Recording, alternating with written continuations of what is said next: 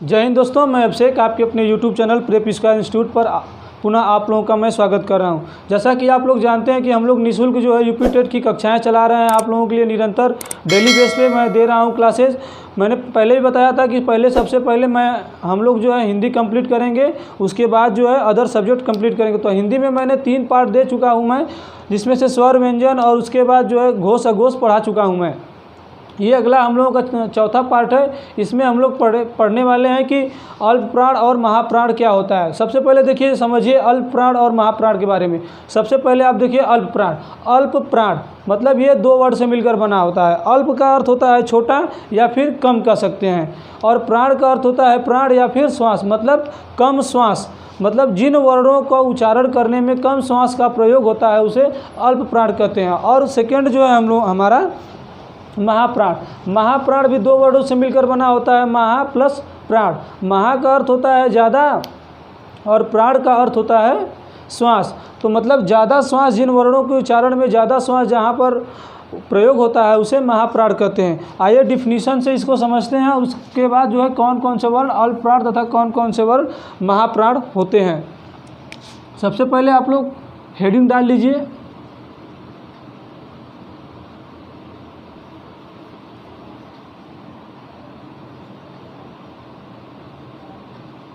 अल्प प्राण।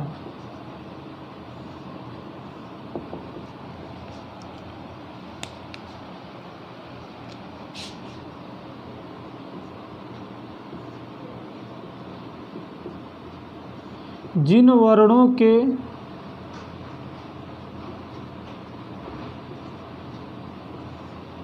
उच्चारण में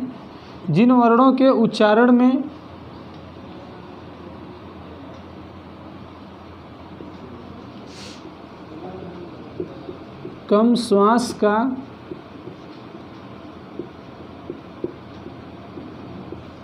प्रयोग होता है उसे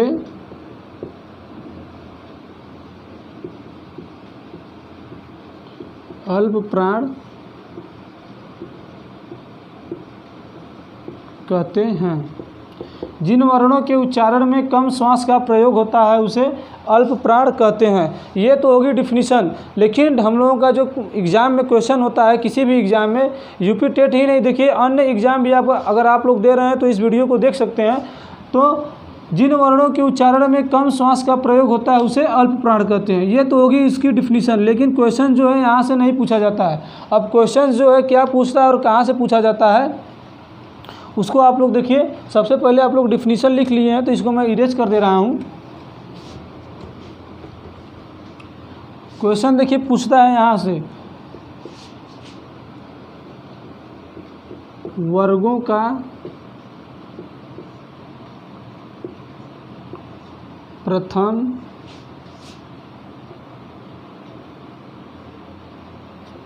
तृतीय और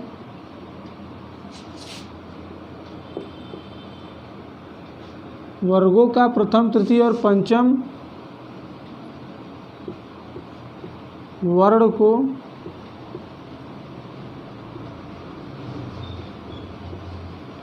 अल्प प्राण, वर्गों का प्रथम तृतीय और पंचम वर्ण तथा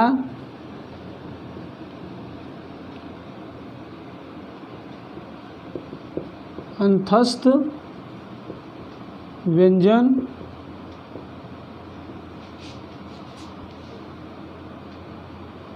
अल्प प्राण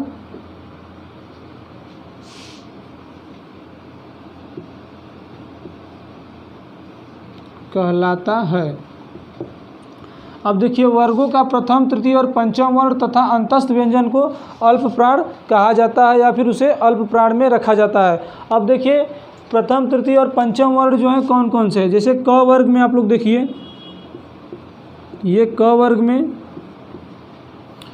प्रथम हो गया क, फिर ख को छोड़ देंगे, ग घ को छोड़कर अंग लिखेंगे। ये च छ ज झ य। ट ठ ड ढ ड़ त थ द ध न। अब उसके बाद जो है ऊपर यहाँ पर लिख लीजिए प फ ब भ म। ये हो गया प्रथम। इसे आप लोग मैं ऊपर नोट कर दिया हूँ कि आप लोग को नहीं दिखाई देगा, इसे आप लोग यहाँ पर नीचे ऐड कर लीजिएगा। ये हो गया प्रथम, तृतीय और पंचम वर्ण। अब उसके बाद जो है मैंने बताया है कि अंतस्थ व्यंजन। अंतस्थ व्यंजन के बारे में पहले भी बता चुका हूँ। अंतस्थ व्यंजन हमारे 4 होते हैं, य, र, ल और व। य, र, ल और व ये जो हैं अल्प प्राण के अंतर्गत आते हैं। अब अल्प प्राण की संख्या देख पूछा जाता है तो कितना होगा, 1 2 3 3 5 15 4 19।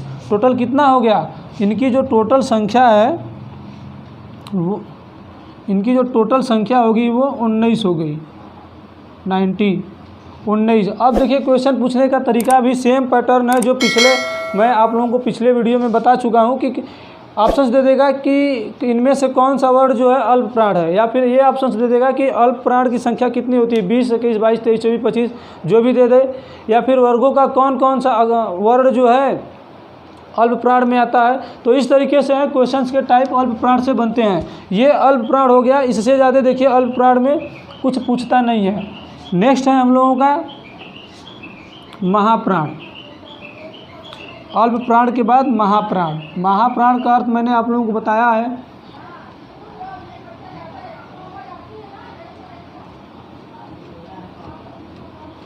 महाप्राण वर्ड से ही समझ में आ जाता है, महाप्राण का मतलब ज़्यादा सांस। सबसे पहले हेडिंग डालेंगे आप लोग, महाप्राण।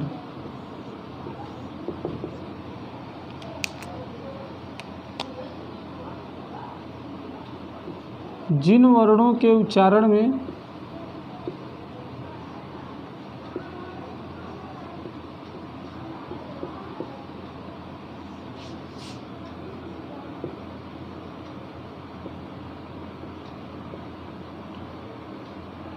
ज़्यादा श्वास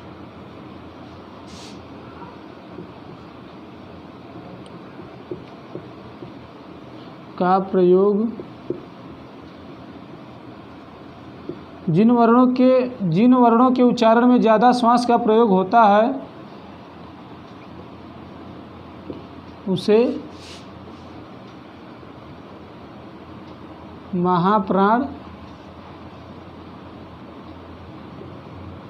कहते हैं। जिन वर्णों के उच्चारण में ज़्यादा श्वास का प्रयोग होता है उसे महाप्राण कहते हैं। ये तो हो गया महाप्राण की डिफिनीशन। अब उसके बाद देखेंगे कि इनमें से कौन कौन से वर्ण जो हैं महाप्राण के होते हैं वर्गों का।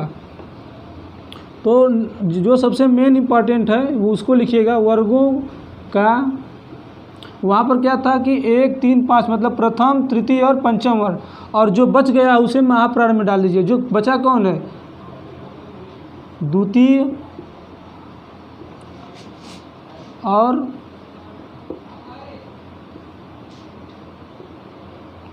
चतुर्थ व्यंजन को, द्वितीय वर्गों का द्वितीय और चतुर्थ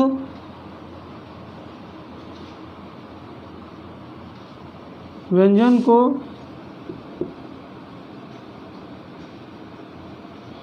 महाप्राण कहते हैं। वर्गों का द्वितीय और चतुर्थ व्यंजन को महाप्राण कहते हैं। अब देखिए महाप्राण का ये डिफिनीशन हो गया, और देखेंगे कि द्वितीय और चतुर्थ व्यंजन कौन कौन से होते हैं। तो देखिए वहाँ पर क ख, ऐसे नोट करिए डायरेक्ट, ख और घ, छ, झ, ठ,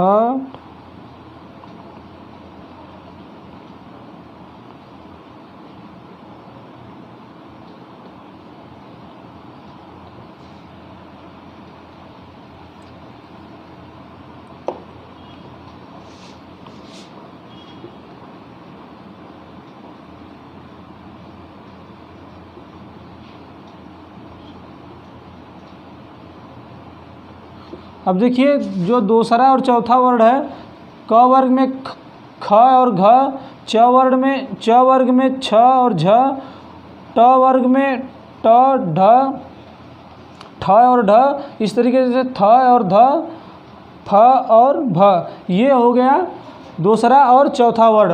अब उसके बाद मैंने क्या बताया है, सॉरी इसमें मैं लिखना भूल गया हूँ,